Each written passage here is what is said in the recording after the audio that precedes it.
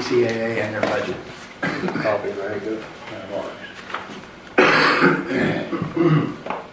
And I'd like to thank the county commission for allowing me to spend some time sharing my thoughts about an issue which I think is of great importance to our county.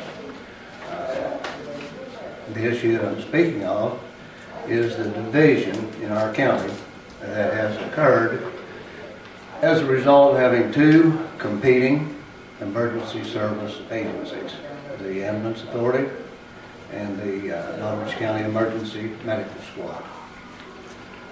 I'd like to preface my comments by making it very clear that in no way am I attempting to impugn the integrity, the professionalism of either agency. Both the AA and the EMS are staffed by very caring, qualified, professional employees. I can make this assessment of what I believe to be the quality of both because I've worked very closely with both agencies during my entire lifetime. In the early 1970s, I served as a volunteer driver for the EMS during its infancy and worked with some old timers such as Charlie Langford, Jack Calhoun, Ernie Mars, Smokey Travis, Ronald Dotson, and others.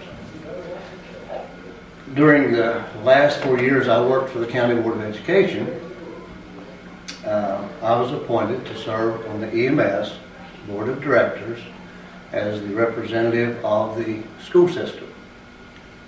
During those 4 years, I was once again able to personally observe the professionalism and caring service of the employees of the EMS.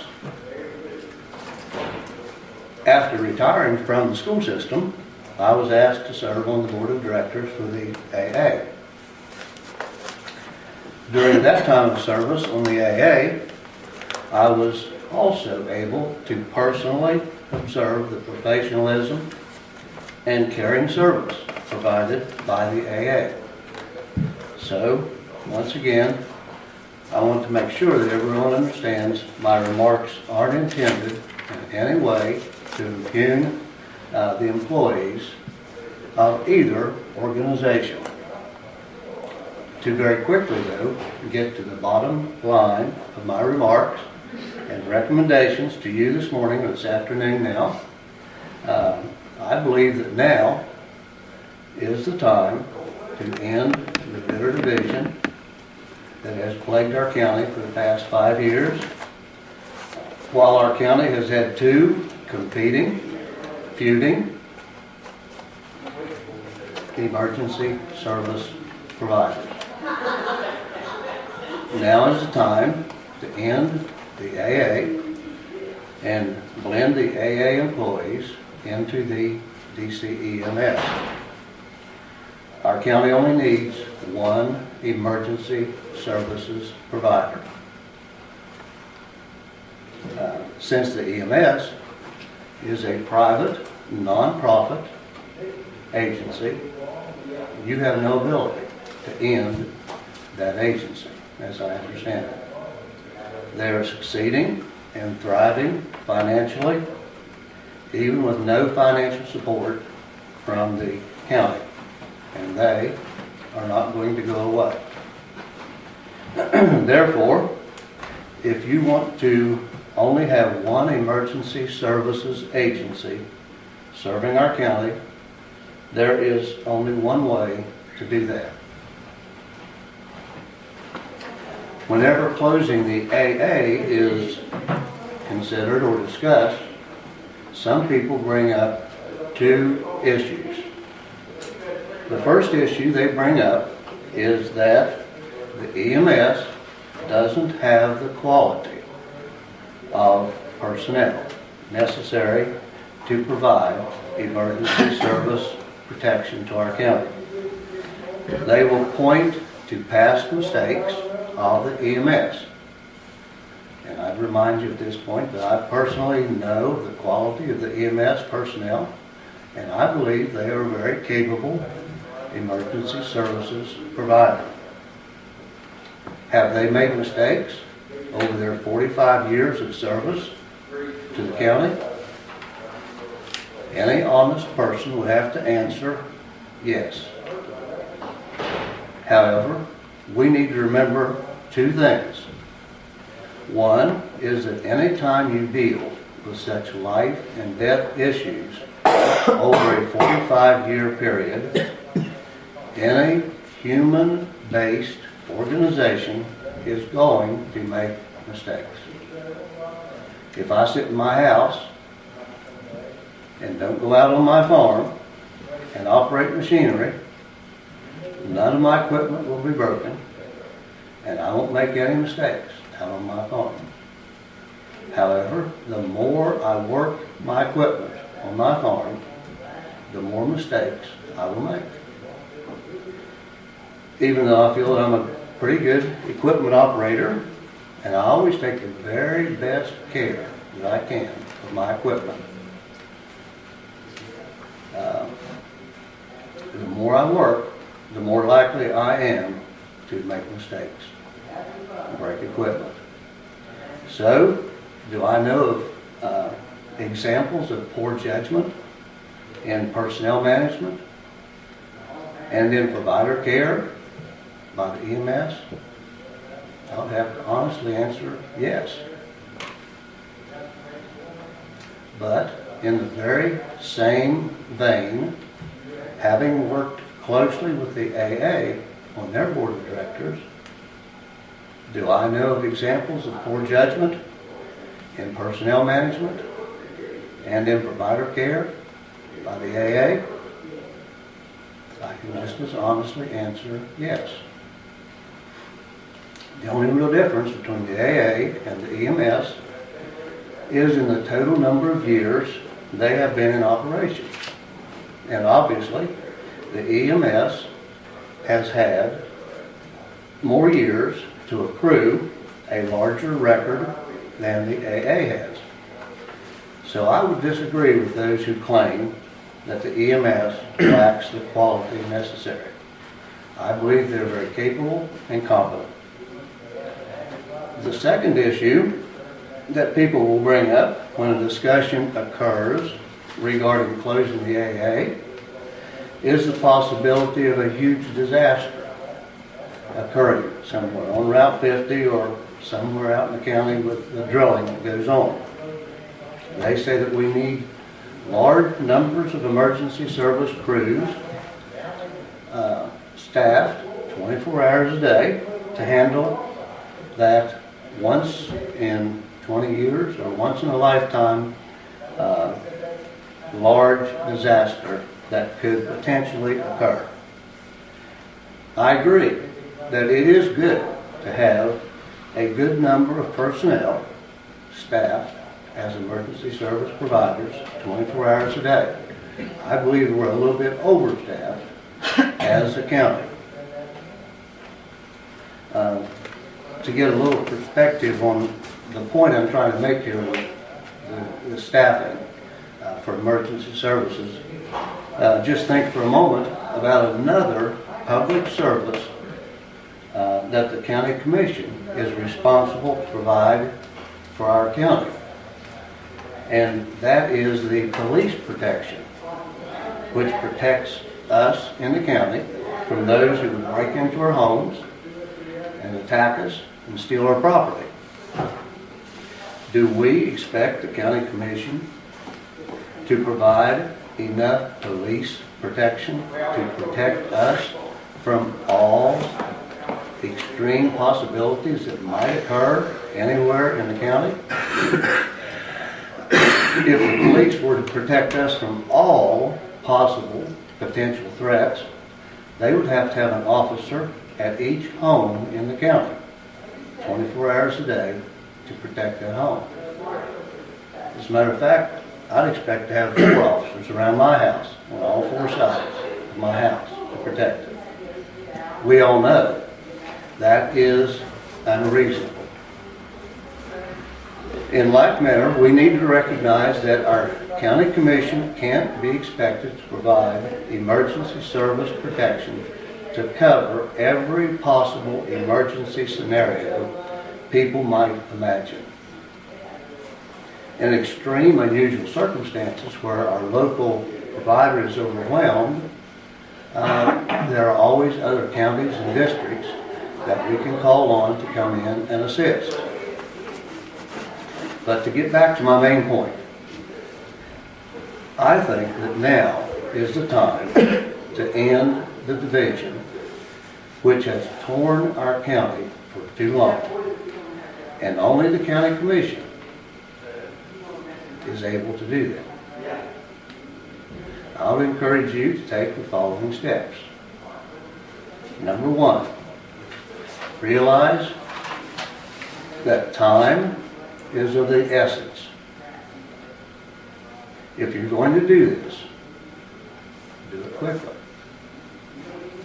We have struggled with this issue for several years, and putting off the hard decision will only prolong the agony for our people. If you want to solve this issue, that isn't ever going to go away as long as we have two competing agencies. You have to make the hard decisions now and get this behind you once and for all.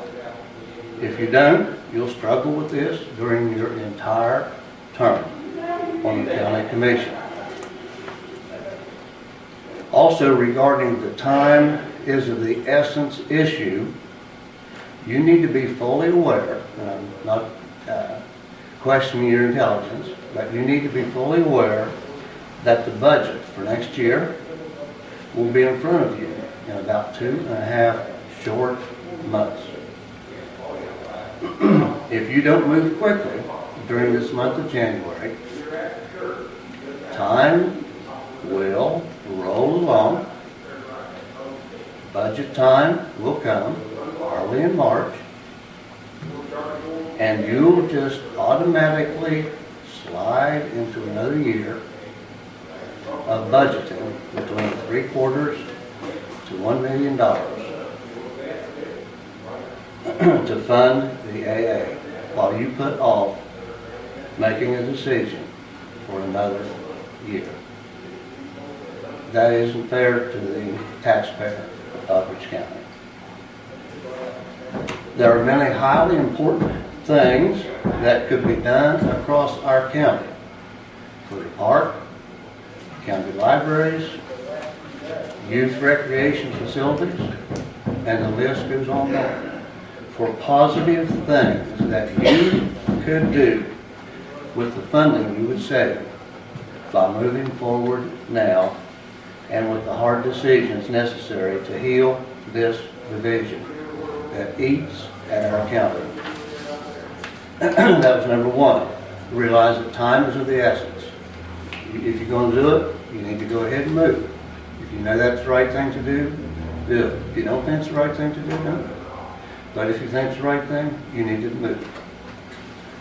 Number two, I would suggest to you that you ask the DCEMS to provide you as quickly as possible, maybe during this month, with a contract of what they could do in the way of adding additional crews, providing additional training, and blending as many AA employees into their organization as possible.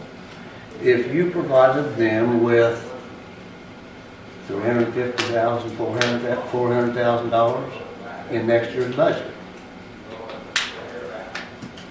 which would probably, that amount would probably be less than 1/2 of what you would end up spending on the AA if you end up funding it again for another year. That would save the county taxpayer between $400,000 to $600,000, somewhere in that ballpark, which could go to other uses in the county. This is approximately $500,000, just picking a number out of the air, which you would save for the county taxpayer. by making this decision now, could be used to extend emergency service through satellite stations to more remote areas of our county. For example, there could be one 24-hour, one crew on duty 24 hours a day built somewhere in the Tarquin area. And this could provide service to the Big Flint, Route 23, Sedalia, Carr, Sedalia, and Centerpoint areas of our county. Once that satellite station would be established and running and functioning well, then down the road you could establish another satellite station in the Miletus area, which could serve Patterson, Greenbrier, Miletus, of course, Big Isaac, and the upper parts of Meadhouse Thorpe. I believe that adding smaller satellite stations around the county through this savings that you would see by making this change would be more beneficial to the county than continuing to provide funding for the AA to the tune of, maybe not to that point, but very close to $1 million a year is what you're actually spending, is my understanding. That's number two. Number three, I would suggest that you retain an attorney quickly to assist you with all the legal issues which you will have to address in closing the AA. There will be personnel issues and property issues which you'll need to make sure you handle correctly. And you need a professional to help you sort those things out. My understanding is that the budget, which the AA now operates under, will run them through July 1, 2015. If that's correct, you would not need to budget any money for them in the upcoming March budget. And they could continue to operate until July 1. That would give you until July 1 to wrap up all the personnel and property issues related to this change. You just need to make up your mind before budget time. I would encourage you to work closely with the EMS during the months of January and February so that prior to budget time, you can settle on a definite plan. I do thank you sincerely for listening to my concerns and hope that you will move expeditiously to resolve this issue, which can only be addressed by you.